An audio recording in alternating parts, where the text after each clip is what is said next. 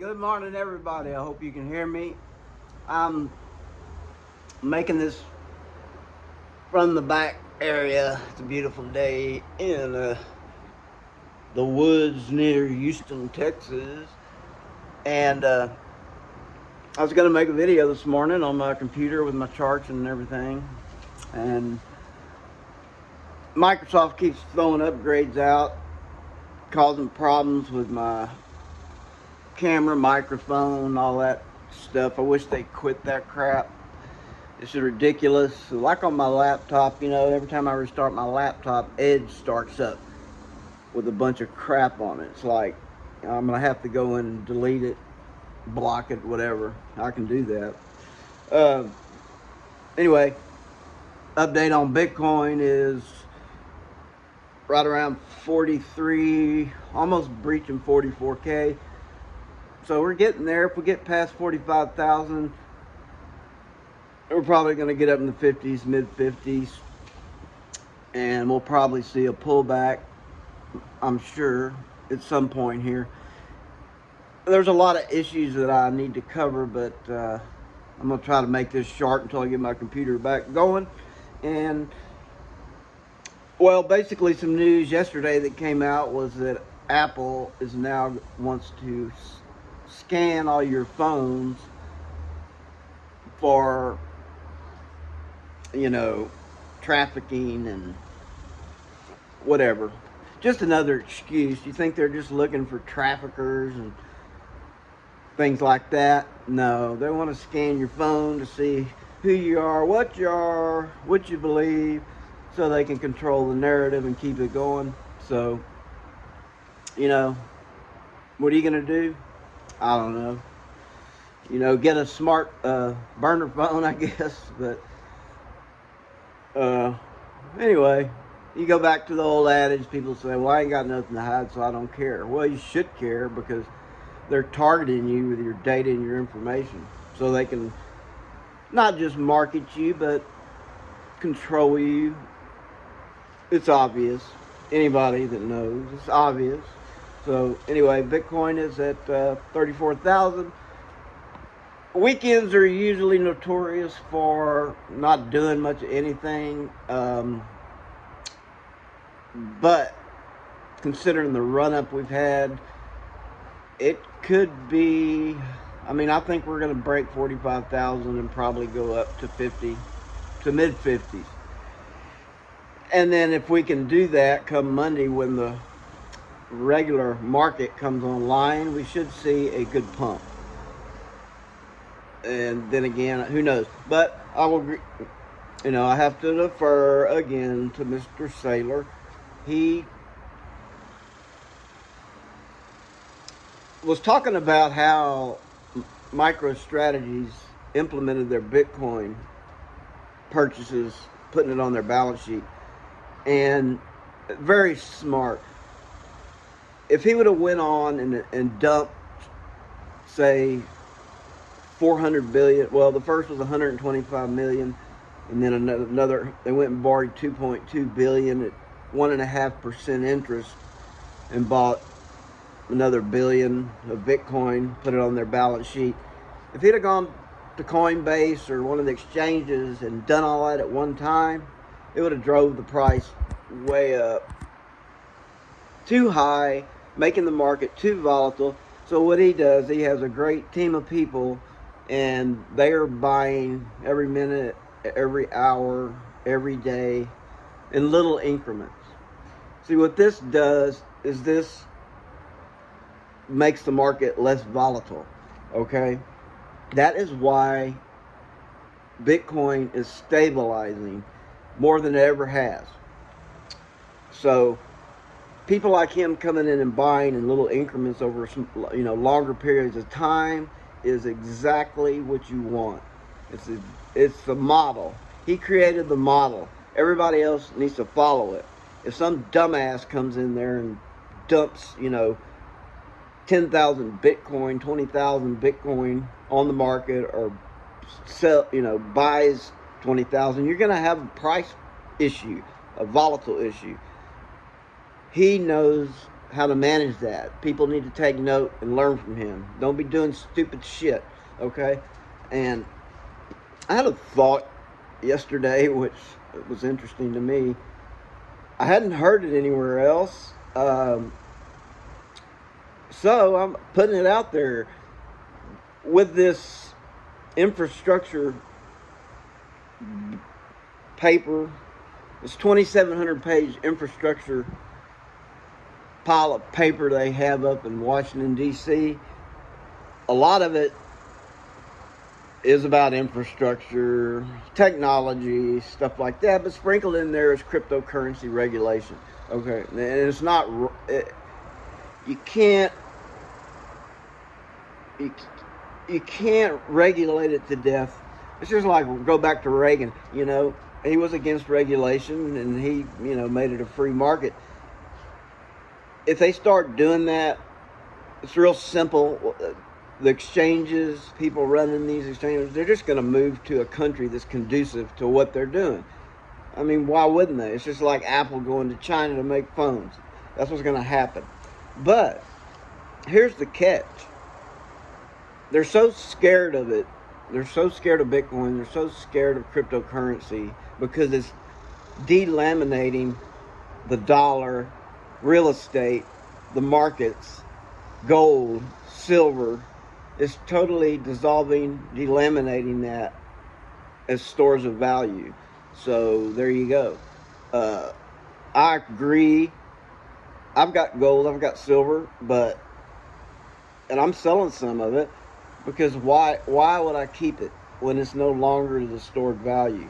And it's not going to be, and people are going to be dumping gold on the market. I look at gold to go down to $1,500 again in the next couple of years, easily. People are still clinging to the old industrial revolution idea that gold is the store of value. It's not anymore. It's over. Okay? I mean, yeah, you might want to keep a little of it, a little silver, a little gold. Nothing wrong with that.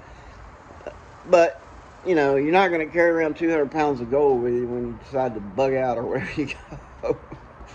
But you can carry Bitcoin around your head, cross the border, go wherever. So, yeah, so I believe in that, and that. But what the thought I had was, they're scared of that. Let me tell you what they really should be scared of. You've got this digital network of people that are fully committed, have been fully committed, have been through the most volatile markets ever seen in the history of man, which began in, well, you know, 2009 really, but 2013 to 17, extremely volatile, 2017 to 2020, crazy. It's like he said, you know, he respects anybody that was in it, watching it before 2020, said, you know, they're visionaries. They're committed visionaries, and I'll take that any day. You know, I've done my 10,000 hours, okay? I probably researched Michael Saylor for 100 hours already. But going back to 2014 to 17, before I bought Bitcoin, I probably put in 200, 300, 400 hours. After that, when I bought, I probably put in another, I don't know, 5,000 hours. God, a lot. So I've put in tons and tons. So I have my master's degree in Bitcoin.